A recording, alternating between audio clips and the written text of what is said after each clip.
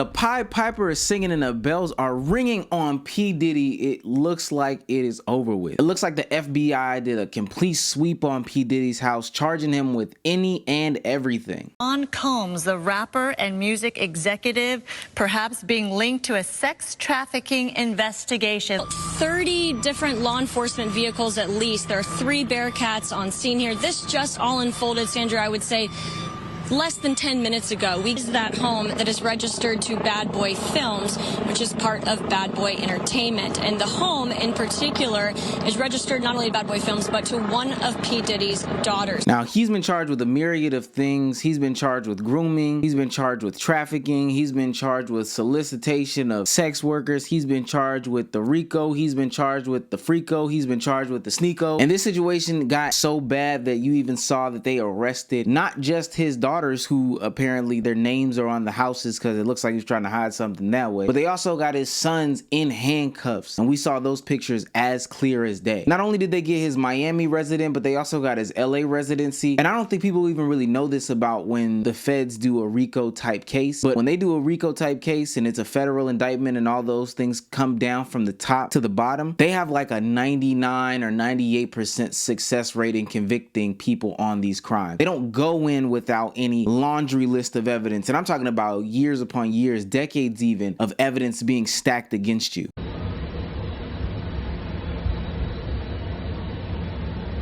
I guess you wonder what's going to happen next, Diddy.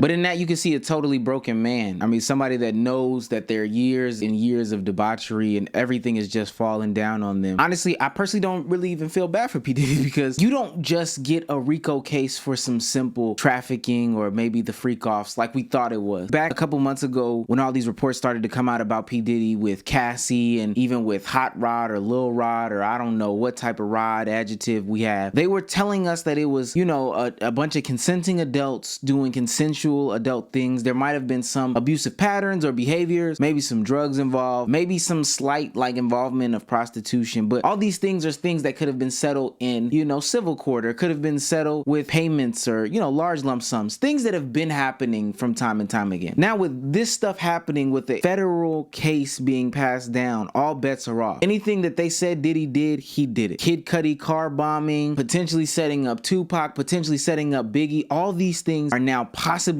on the table, and they are now looking at your big business and big conglomerate as some sort of, you know, racketeering system. I will have to add a little extra caveat, because it is sad what happens to all these powerful and successful black men. Now, let me be clear right here. I am not excusing P Diddy as to what's going on, and Bad Boy Entertainment could just be a huge gang front. You know, they could be laundering money in there somewhere, some way, somehow. There's a lot of people over the past 3 decades who would either be complicit by being paid off, or just turning a blind eye to these things, or we're just totally, you know, just blindsided by all of this stuff. We're talking about artists from like Biggie, Craig Mack, all the way up until 2024 with the Drakes and the Meek Mills and stuff like that. We've got writers, we've got producers, we've got businessmen, we've got businesswomen, we've got interns, we've got all these people that are somehow wrapped up in all this nonsense that P Diddy has going on. I'm even looking at all the people on making the band differently now, because what were y'all seeing that y'all didn't say about? And don't think we forgot about you, Danity Kane. But now for some reason in 2024, the chickens are coming home to roost, and it seems people like P Diddy in these powerful positions are getting their comeuppance. It's God's side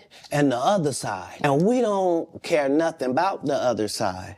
Period. Period. All of these big dick deviants is all catching hell in 2024. It's up for all of them. It don't matter if you Diddy or whoever you is. TG Jakes, any of them. All lies will be exposed. That's all. Cat Williams is amongst a lot of other Hollywood whistleblowers that have been coming out and blowing the top off of, you know, the dark side of Hollywood, especially because people can now have a voice. We've seen not only Cat Williams go on Shannon Sharp, but also we've seen Candace Owens, somebody that I'm not necessarily fond of, talk about these same same things in the similar light. And most recently, we've also seen the Dan Schneider Nickelodeon doc where Drake Bell tells all about his experiences on those Nickelodeon sets, and even some of the other people like Jeanette McCurdy and other Nickelodeon stars blow the whole roof off of the Nickelodeon set and the debaucherous things that they've been doing. And I may be a little bit conspiracy theorist here when I say this, but we can only think these are all the smaller dominoes that started falling after the big domino fell, which was Jeffrey Epstein a couple years ago when his case got rolling. We all know how that ended, and I'm not gonna go into no details there, but then Trump got indicted on some different things, and you know, Bill Cosby fell, and all these other big people, Russell Simmons fell for the stuff that he was doing, and he escaped to Bali to try to get away from that. But as we come into a new day and age, people are getting the opportunity to not only talk but tell the entire truth and not have to put up with these things anymore. So no longer do people like P Diddy have the control. They're no longer the gatekeepers of the culture. They don't control a Kai Cenat. They don't control a Your Rage. They don't control an Aiden Ross. They don't move the needle like they used to. And so when you don't move the needle like you used to and you don't have the power that you used to have, people definitely feel more comfortable turning their backs on you and telling not just their truth but the truth. I don't know how much farther from grace P Diddy can fall. This literally looks like the bottom to me. I mean, not only did he lose his homes, it's looking like he has his children in jeopardy. He lost some of his company and some of the stake that he has there. There's people that were in his corner that are starting to turn up against him. I mean, we're having clear, legitimate evidence that is coming out towards him. And I can only think with this RICO case, like I was saying earlier, that the FBI has a laundry list and it's going to get really, really ugly, because not like the one in Atlanta, which is a state level, on that federal level, they have some pretty concrete stuff. And what'll probably happen next naturally is those assets will start getting taken and those bank accounts will start getting frozen, and he'll be left with only his name to hire these good lawyers that'll be able to defend him. But it looks like a lot of people will be going down, and I'm expecting a lot more people to turn on P Diddy as time goes on just to save face in this situation. I gotta applaud those like Mase who jumped ship quite early and is now taking a victory lap in this whole situation. Did you make the right decision leaving rap?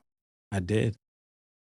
Everything now that we see playing out was all the things I escaped. The Shine, the Loon, Puff Daddy, the Biggie Smalls. So even though I made those decisions and it cost me money, that's why I got with Killer and they gave me the money back. Nah, Mase is absolutely right. As a young man, he was faced with a pretty difficult decision, because for those that don't know, Mase was a extremely hot artist, especially after Biggie passed away or was murdered or whatever the situation was, which possibly we'll see in the next coming month how it really went down. But Mase was an extremely big artist who, at the peak of his powers, decided to step away from the rap game and chase Christianity, and a lot of people thought it was crazy. But he took what seems to now be the smarter route, and a lot of people can't see what the smarter route is at the initial. But during that same period of time, there were people going to jail, people ending 6 feet under, all behind this bad boy stuff. Look, it's a whole nasty situation, but I'm glad for somebody like Mase who saw that, like, yo, I don't have to take this nasty path to success. And now he's sitting on a platform that he controls, that he owns, with a friend of his from back in the day that fell off, got back together, and now they're making money, they're being successful, and they don't have to sell themselves out, or they don't have to do these things that Diddy has done. I can't wait to see this stuff unfold. Not that I'm excited for it, but anytime a bad person who has endangered people potentially can get their comeuppance or their justice, I am excited for that. But let me know what y'all think, because that bad boy is looking like a bad boy. No Diddy.